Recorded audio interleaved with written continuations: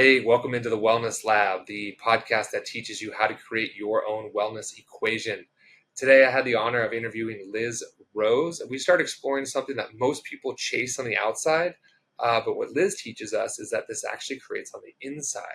And what we talk about a lot is confidence and how to embody it, how to feel it inside so that actually it starts to seep outside into our external worlds. We go over confidence, presence, how to be quiet, grounded, and make this feel real rather than performative or forced. So it becomes something we authentically do rather than something, we fake it until we make it. In this conversation, we go deep into the mechanics of confidence, how to decode human behavior, and what actual presence feels like in the body, and how you can begin practicing all of this today in really simple and practical ways.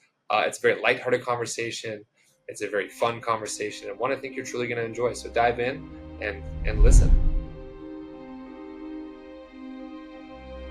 All right. Welcome into the Wellness Lab, the podcast that teaches you how to create your own wellness equation. Today we have Liz Rose with us. Liz, welcome to the show. Thanks so much for being here. Thanks so much, Nick. Lovely to be here. Absolutely. I was telling you off air, I've been kind of fangirling your content for a while, and I was really drawn into your presence, the way you speak, the way you talk about body language. But there was something else going on when I've been watching your videos that I didn't quite know why I was so attracted to your content. And the more research I did about you, the more I learned to understand that you actually teach magnetism and using body language as a way to really draw people in. And that's exactly what your content has done for me, which is why I wanted to have you on the show so much. So I'd love for you to start off with the listeners and just maybe kind of tell them what you do and why body language is so integral to the work that you're coaching people through these days. Yeah, absolutely. I think, primarily what I do and what a lot of people are really interested in is the body language, learning how to read other people's body language, how to decode it and understand what other people are really feeling has been something that people are really interested in. And I think, our body's like a broadcast tower. It's always transmitting. And so our posture and our breath and our tone of voice, they all kind of reveal our internal state. So, when we're anxious, we shrink, and when we're confident, we kind of expand a little and all of that. So, yeah, body language is a huge part of it. But also, I share the the psychology and the neuroscience behind it. And I think giving people that sort of underlying understanding of why we behave the way that we do and what can we do to kind of improve our connections and our relations with people has been really resonating well. How did you stumble into this? Is this something you've already had a passion for? I saw even on your website, you said you used to be really shy and reserved. So I'm really interested and curious to know how you got into this world. Yeah, well, that's true. As a kid, I was pretty shy. I would sit back and, watch people. I observed, how they moved and the tone of their voice and how that could really just change a room. And, the confident people, they just seemed to belong anywhere they went. And I didn't have that yet, but I was really fascinated by it. And I guess that curiosity kind of turned into a bit of a lifelong study. I wanted to understand why some people could command that attention without even saying a word. And, I wanted to be able to do that. And then when I kind of moved into the corporate world, I could kind of see that behavior play out, and certain types of behaviors and body language and tones of voice and all of that really correlated with the positions that people held in the organization and the perception that other people had of them. So that's kind of what set me on the path to, decoding human behavior and eventually just teaching it online, which people have really been enjoying. Yeah. So is it almost that our body position determines our position within our companies, within our organizations? I mean, almost. I mean, you see the leaders and they have this inner quiet calm and confidence. You generally never see, I mean, you potentially could, but in my experience, I've worked in a few organizations, and the people that are at that top level, they hold themselves with a quiet confidence, and that gives everybody else confidence around them. So yeah, the way that you move, you move with intention and you move a little slower. They're not behaving frantically and moving quickly and talking too quickly. So they're quiet, calm and composed behaviour gives everybody else a feeling of comfort and security and confidence in them. Yeah. Yeah, so it's like the leader showing up with the inner calm and confidence. And it's interesting. That's actually a mantra I used to say to myself when I was in my 30s. I'm calm and confident. That's how I wanted to show up I like as a that. Yeah. leader. So I love, yeah, and then just end.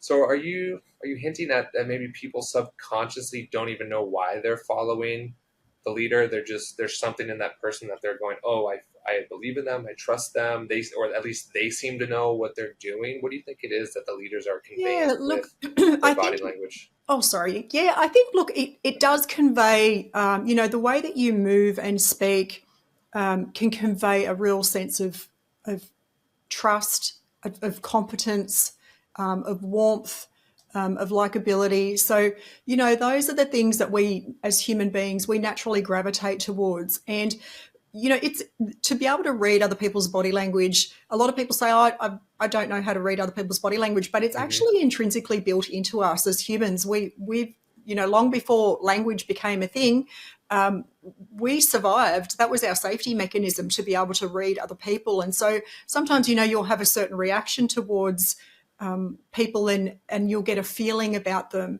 and that feeling is your body actually decoding the way that they are speaking and presenting themselves and their body language. So we kind of read people more than, we're able to read people more than we think. So it's it's really important, and that's why I say to people, just be conscious of it. It's not about being fake or presenting yourself in a fake light. It's about using, so people are going to read you anyway, and it's about using that to your advantage. What do you want people to feel about you? What do you want people to know about you? Because your body's broadcasting something. You may as well be intentional about that. Yeah, I like that. Your body's a broadcast system. Yeah, and I was Yeah. wondering, but when I was thinking of some questions to ask you of, how do we want to use our body language for people to like us? Like, where do we draw a line between like manipulation and intention, or do we not?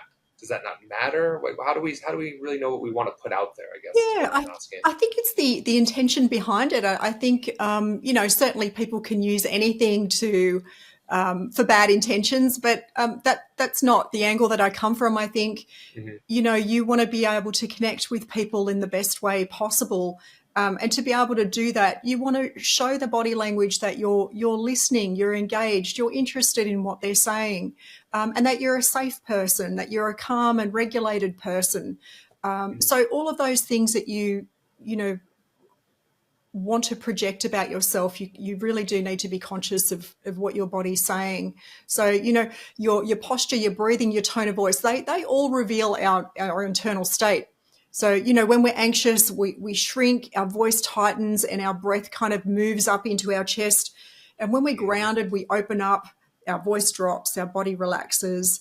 But what you were saying about confidence, I really believe in embodying confidence. It's I guess it's a take on the fake it till you make it, but it's more about embodied cognition. So you can lead with your body first, and your mind will follow. So if you adopt the behaviours of a calm, confident person, your brain will register, I'm safe, I'm calm, I'm okay, we're okay here. And so your brain will kind of have corresponding thoughts. So that's called embodied cognition. You can reverse engineer that confidence. So you shift your body So it's first, like and then you instead of change. thinking it, sorry to cut off, Yeah. instead of like thinking it to then like believe it, it's like feel it, and Yes. then your mind will believe it, and then it'll project it. Sounds like Yes. what you're saying there. Absolutely. So you're Hmm. changing your physiology, and that changes your psychology. That feels easier as you're saying that to me, almost like, oh, I can relax a little. I don't have to like think it so hard, and I don't have to be in my mind about am I being perceived correctly? Is this for what's my good intention? Yeah. Oh no, just how do I want to feel in my body, and then let my body kind of just relax into that. Absolutely, yeah. And it's Mm, not about, you don't have to have a checklist of 20 things that you need to check that your body is doing in your interactions with people. It's just about adopting those tiny little behaviors. So, when you're sitting across from perhaps an interviewer, you're being interviewed for a job. Little things like, instead of keeping your hands tucked under the desk, perhaps you just rest your hands gently on top of the desk, because that signifies to people that you're open and you're trustworthy. So just little things like that. You can pick up little things. I don't recommend, running through a checklist before you leave the front door, because that's just going to make you feel anxious. So just adopting those tiny little behaviors can make a massive difference. Yeah. Do you have a top 5 that you love? Yes, I love stillness. Mm. I love the pause. So when you're speaking, so that's something that I still continue to practice. So I'm, quite aware of all of this stuff, but I still remind myself and practice this stuff on a daily basis. So yes, I like a little head tilt when you're talking to people, Mm. and just a little nod or a triple nod. It shows that you're really engaged and listening to what they're saying. Like I said, the pause before you respond, just a 1 or 2 second pause. What it does, it just shows people that you're considering your response, and you're not just listening to speak. So Mm. I like that. What else do I like? I like the slow movement. I think the slow movement is the thing that I use a lot. It also, especially before going into something, perhaps I'm feeling a little nervous or anxious about, really slowing that down can make me feel more settled, more composed. It tells my brain that I'm safe. It regulates my breathing. And it also shows confidence. So when people look at somebody who's moving they're moving slowly with intention and purpose, they're not frantically jittering about the place. It gives those people also a calm, confident feeling as well. So I like Mm. that. What else? I just thought of one and I've lost it. Yeah. What else? I like the gesturing. So when you're speaking, I like there's the zone which is kind of between your chest and your belly button, where you would keep your hands, and you just keep your hands open and relaxed, and just moving naturally as you speak, kind of emphasizing your points. It just makes you look so much more engaging when you're speaking, and it just gives the other person a sense of confidence that you know what you're talking about and you're interesting to listen to. So I like that as well. Yeah, and as you're describing all those, one, I can see you light up and kind of go over all your favorites, and even watching you, demonstrate each one as you did it. Like the head turn, it was like, oh, like that Yeah. felt really open, The and, head and tilt. uh, Yeah, made me almost want to lean in, or it made me feel safe that's right. and Yeah. seen with you. Um, Interesting. I was in my men's group last night, and I responded to something very quickly, Yeah. and the rest of the men went, "Whoa, did you actually mean that? Did you actually, what you just said, did you actually mean that? Did you actually feel that?" And it was a good check-in. And my initial response was, yeah, I did. That's what I meant. Ah, Uh, and now that I have a day to digest that, I go, they were right. Even if what I said was how I felt, I rushed it as, yes. and it sounds like it came across as defensive because there Ah, was no time to think. So that's actually a really good reflection. And I that's had that experience interesting. last night. Yeah, that's what I was saying about that. Just that little Hmm. pause, that 1 or 2 second pause before you respond. It shows that you're thinking about what you're considering what they've said. You actually have listened and you're thinking about a response. And it just shows that you're interested and engaged, and not just like we often do, just listening, waiting for our turn to quickly jump in and respond. Yeah. Hmm. And it all sounds to me that what you're hinting at is you're showing up as being interested, Yes. interested and engaged in the person, in the conversation, in the topic. Is that right? That's absolutely right. Yeah, I think we've always kind of believed that we need to be interesting to other people, that we need Hmm. to be, loud or super, come across as super funny or confident. But in actual fact, all you need to do is actually show that you're interested in the other person. And if you can find them interesting and demonstrate through your body language and your facial expressions that you're interested in what they're saying and in them, then you've won. That's all you really need to do. So that's going to Mm. guarantee a really good interaction. So it's not about being, the most interesting person and having the best stories and the funniest stories, but it's just about actually genuinely listening, being engaged, and being interested in that person. Yeah. Have you Yeah, heard the line that you don't want to be the most interesting person in the room, you want to be the most interested person absolutely. in the Yeah, room? nailed Yeah. it. Yeah. Yeah, it's a great. I think that's Yeah. there's a coach. I'll come back. Rich Litvin, I believe, says it all the time. So, yeah, and I can feel as even as we're talking through Zoom, you and I are both modeling some positive body language, eye contact. We're Yeah. shifting in. Can you talk about that? I know I do a lot of my coaching work over Zoom, and I actually find I can read a lot of intention and energy on people. Can you give some tips for listeners of when they're in a Zoom or a virtual situation, how do they bring all these things in to that space? Yeah, that's a really interesting point because it's such a an increasingly big part of our lives now, isn't it? But you can do the same thing on Zoom. You can make eye contact, kind of set your screen up in a way where you're able to kind of make eye contact and you're not trying to look off at a screen onto the side. So Mm-hmm. wherever possible, I know sometimes it's tricky, but get your setup right in a way that you can kind of look into the camera and look as though you're actually looking at the person that you're talking to.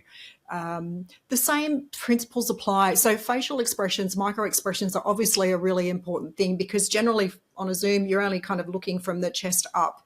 So those facial expressions are really important. So you want to be engaged, you want to, do the head tilt and, an occasional nod or a triple nod, listening. One of the things that you want to be careful of is around your facial expressions. Some people have an inclination to maybe do like a little half smirk or something like that. Mm-hmm. And particularly on Zoom, when you're speaking or you're presenting and you're looking at the people on the screen, if somebody makes a facial expression like that, like it can be so off-putting. Mm-hmm. It looks like it looks like contempt. It looks like they have sort of contempt for what you're saying, or they're kind of bemused by what you're saying in a little bit of a sarcastic way. So just being really conscious of your facial expressions, I think on Zoom is probably the most important thing. Yeah. Yeah, yeah. I'll notice I'll feel judged if I'm presenting and I see someone do that, and then I Yeah. get into my own head, and then what from what I'm learning already from you is then that affects my body language and then my tone and then the way Yes. the message comes out. How can we reset that? Let's say I'm talking and I'm presenting and I see someone give a smirk out of something I teach, and I catch that and I feel it land in my body. Yeah. Is there something I can do, or is there a technique you have that I can quickly get back into that calm and confident state?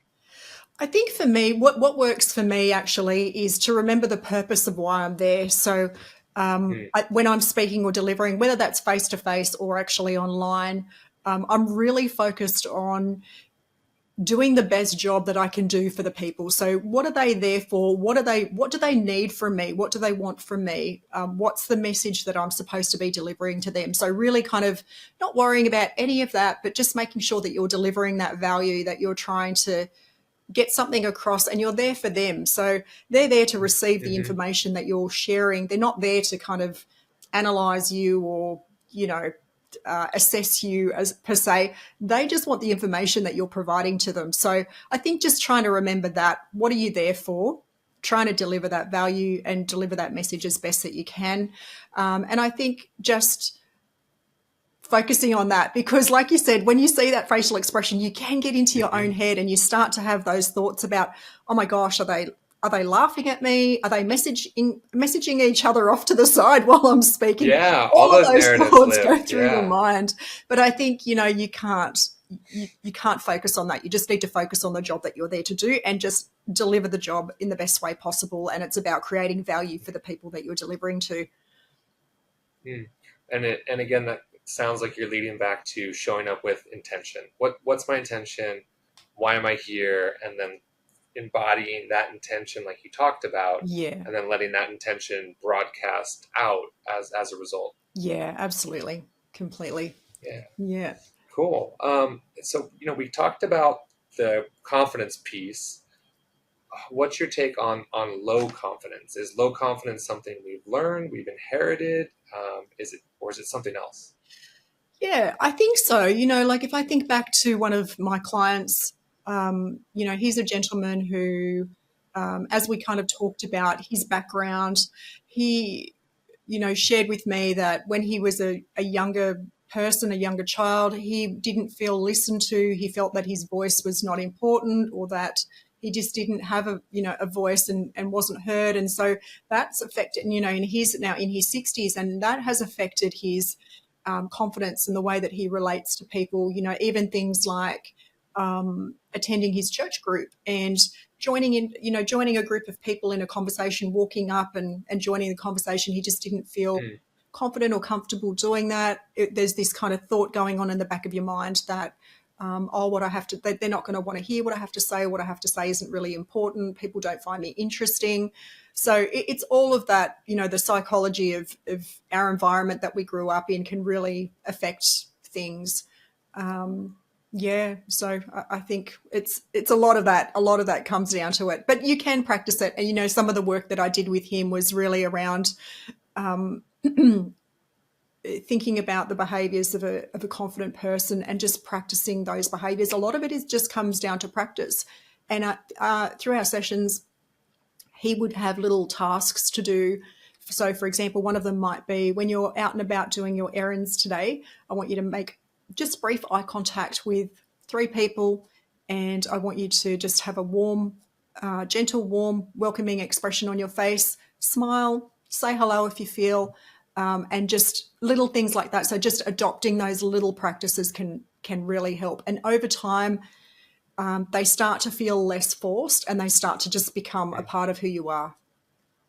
Yeah. And then is that a way to slowly train our nervous system into more confidence? Is that what you're hinting at? Yeah, absolutely. It comes back to what I was saying about that embodied cognition. So if you start to use your body in a way, so in the way of a confident person, then eventually your mind will follow, and you'll just start to adopt those behaviors much more naturally. So what feels a little uncomfortable and a little forced at first, if you continue the repetition and the practice, eventually that just becomes part of who you are. And I can say with that particular gentleman, he's now taken a leading role in his church. He's mentoring the younger people in the church. He's got a group running, and he now has to engage with not only the kids, but also the parents. So, and he's miles apart from where he was in the beginning, which is really cool. And that's just through, adopting those little changes in behavior, practicing them when you're out and about in the real world. And, some days you have better days than others. Some days you feel a little more confident and able to do that, and then other days not so great, but you try again tomorrow. Yeah, and not being so hard on ourselves. No, right? not at all. It's not about that. It's just practicing. That's all. Yeah. Have you noticed a difference in the confidence pieces that maybe men and women need to work on in general? Men and women, yeah. Look, I think so. I think in terms of, what do you mean? Like in terms of how they carry themselves, like. Or like, I'm wondering, are there patterns that show up? You mentioned the older male gentleman that had these narratives that he was, that what he had to say wasn't valuable. So yeah, I'm wondering if there's patterns that are showing up in gender specific that the listeners can go, oh, that's something that I can work on, or that's something that I can work on here. Yeah, look, I think there's certainly a lot that is relevant to both. So things like having, just keeping your shoulders down and back, your body relatively straight, your chin level, not, looking down or shoulders hunched over. So just having that relaxed, upright body language and open body language. So, not crossing your arms or jamming your hands into your pockets, just kind of keeping things open and free and relaxed. I think that's something that is relevant to both. I think, also the microfacial expressions, the eye contact, the nodding the head and the head tilt and all of those things, I think they're pretty relevant to both. There's nothing really that's kind of coming to mind that I think women or men should specifically do. I mean, there are behaviours that are more inclined for a woman to do. So, for example, when she likes somebody, you know, she might do the head tilt and do the grooming and the touching the hair or playing with the necklace and things like that.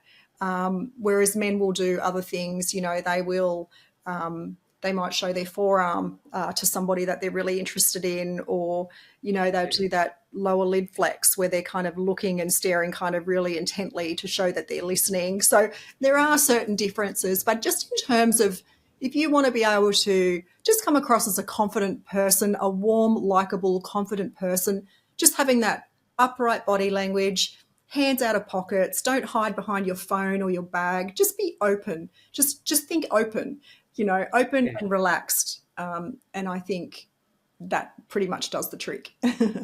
Cool. Yeah, I like that. And as you were describing each one, I felt myself kind of doing that. I'll sit up a little more, relax a little more, and then I felt easier.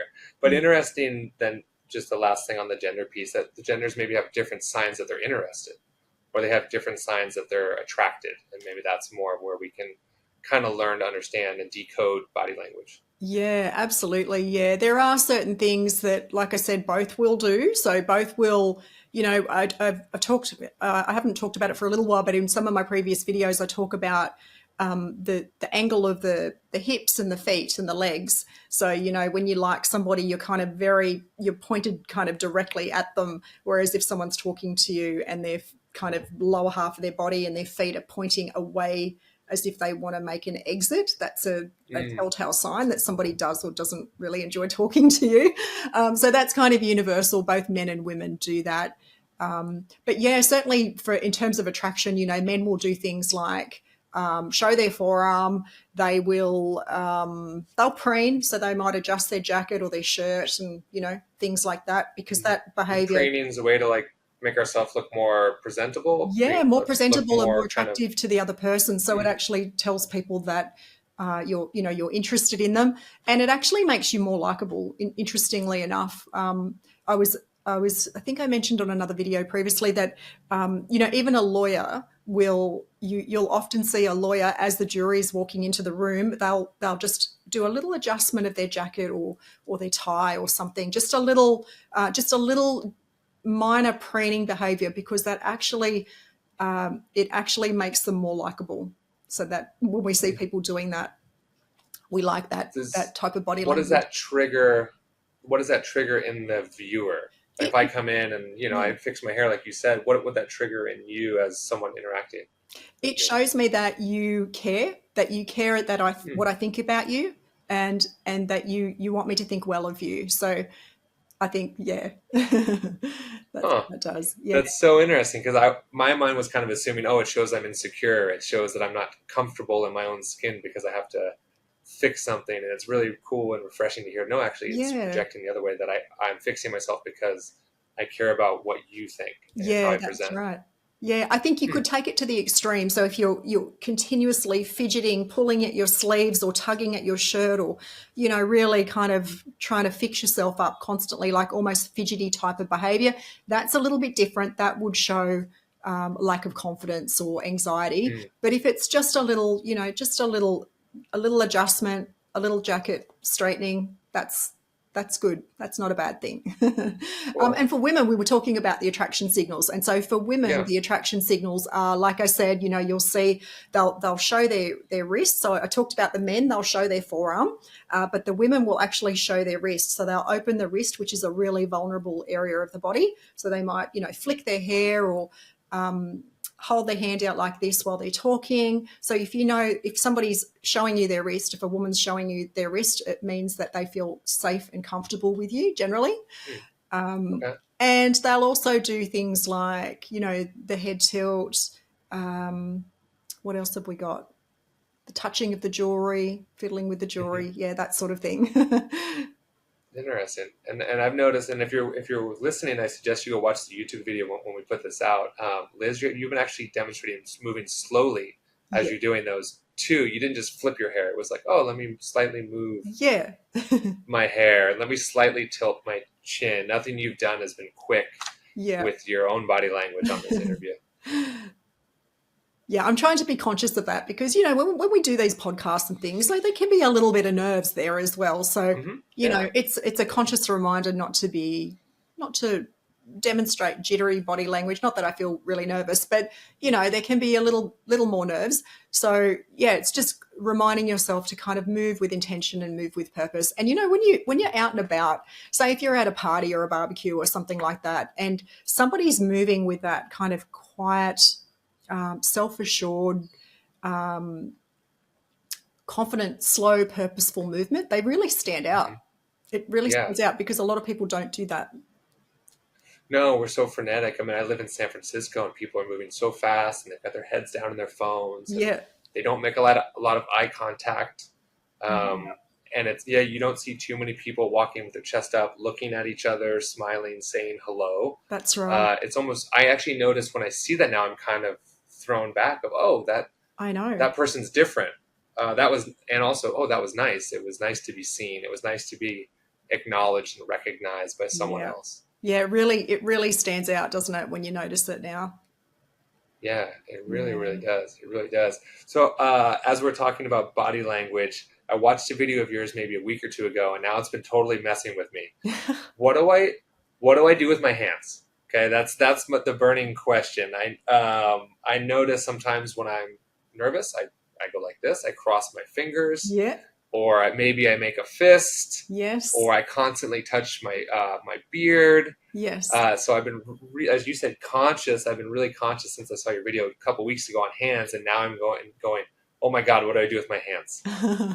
Well, there are a number of things you can do with your hands, but I guess it just depends on the context. So let's just say Mm, you're talking in front of a group of people, you're presenting something, perhaps, or you're, giving a speech at dinner or something like that. So when you're talking, I talked about this zone between the chest and the belly button. So you kind of want to, I don't know if you can kind of see me from here, but you can kind of keep your hands open and just gesture kind of gently, slowly, and purposefully when you're talking. And it kind of illustrates your points, if you know what I mean. And it makes you a little bit mhm, more interesting to look at. So that's something that you can do. Keep your hands open and visible, generally, is the rule. If your hands are open and visible, you're coming across in a good light. When your mm, hands are hidden, so like I said, if you're at an interview or something and you're keeping your hands kind of hidden, tucked under your legs or jammed under the desk, um, that can signal a lack of honesty and a lack of confidence as well. So it's nice to, just rest your hands gently on the desk so that people can see them. Palms open is always a good sign. So when you're greeting someone and saying hello, a nice open hello is, a great mm. thing to do as well. It's, I'm safe, I'm friendly, I'm no threat to you, I'm happy to see you. It's kind of that type of message that you're giving across. You can, depends if you want to show a lot of confidence as a male. Sometimes males will stick their fingers in their pockets, but their thumbs will be out. So that's a signal Mhm, of high confidence in a male. But yeah, generally speaking, advise kind of against jamming your hands right down deep into your pockets because that shows a little bit of insecurity as well. So there's a lot of things that you can do with your hands, but generally speaking, if I keep it kind of simple, if you keep your hands open, palms visible, gesturing gently and purposefully, that's a winner. cool. And Yeah. keeping them chest to hip seems to be kind of the Yeah. magic zone It is the too. magic zone. Yeah. Yeah. Yeah, and when you opened your hands like this, I could see, from a biological evolution, you're showing me you don't have a weapon. You're Yeah. showing me there's nothing on you that'll harm me. So that's got to be wired in our biology to know. Oh, Liz put her hands open. That means I'm safe. Absolutely. Yeah. Mm. Yeah. We're signaling, I'm no threat to you. I'm a friend. So as we're talking about embodiment and really coming across with our body language, if you could teach someone one physical shift to change their body language, what would that be? um, Let me see. Let me think of a good one. One physical shift. It's hard to say. I would say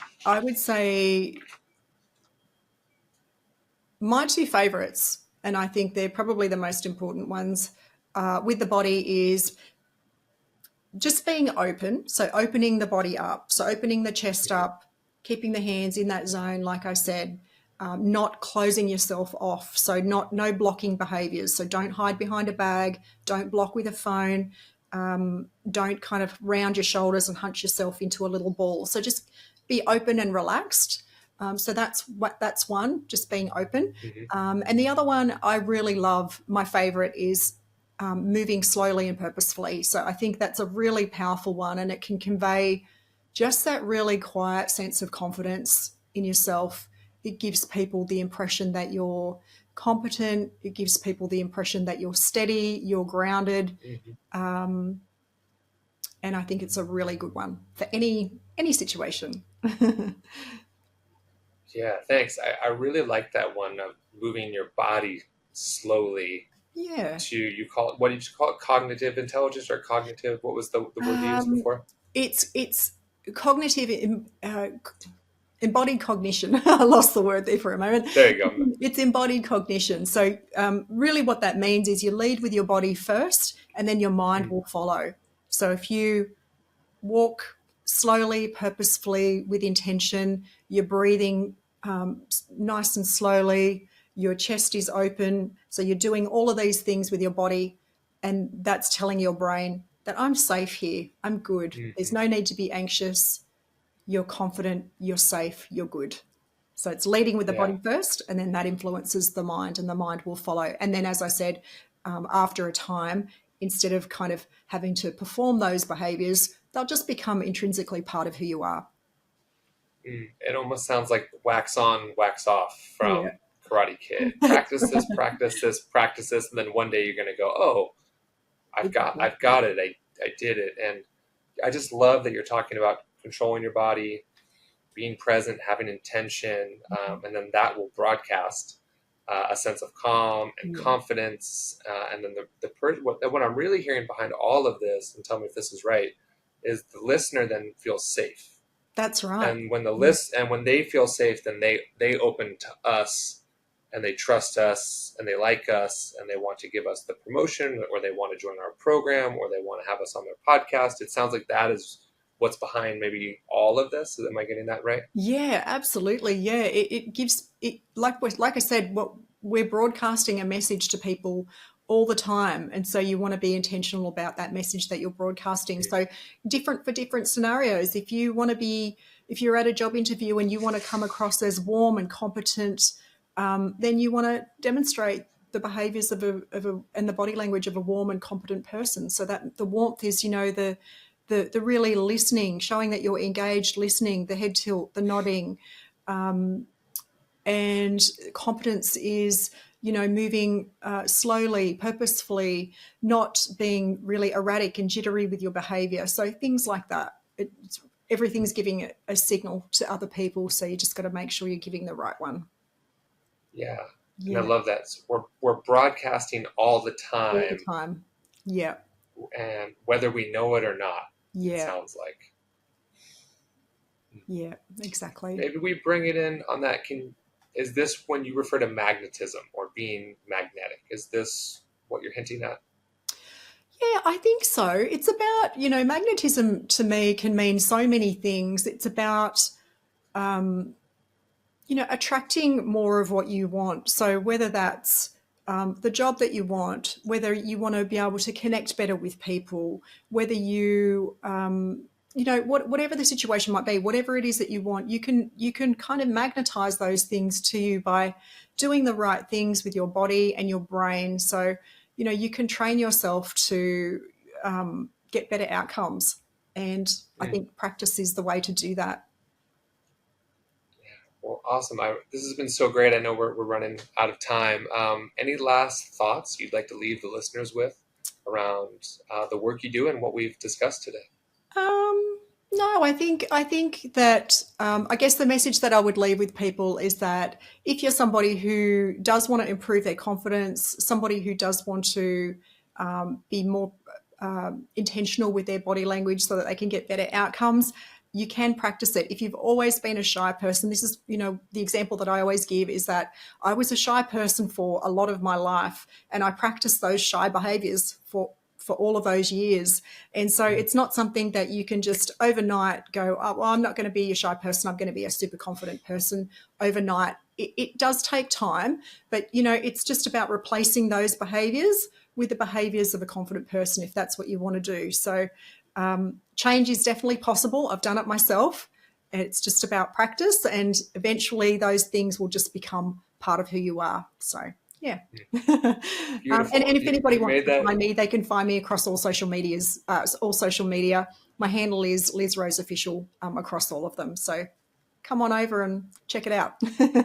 Perfect. I'll put that in the notes. And then, do you have any programs right now that you're leading, or any specific courses you want the listeners to know about? There is the Magnetic Confidence for Men course. So I have developed that, and I have had a lot of requests for a course for women, which I haven't had time to finish developing yet, but that's something that I do want to work on.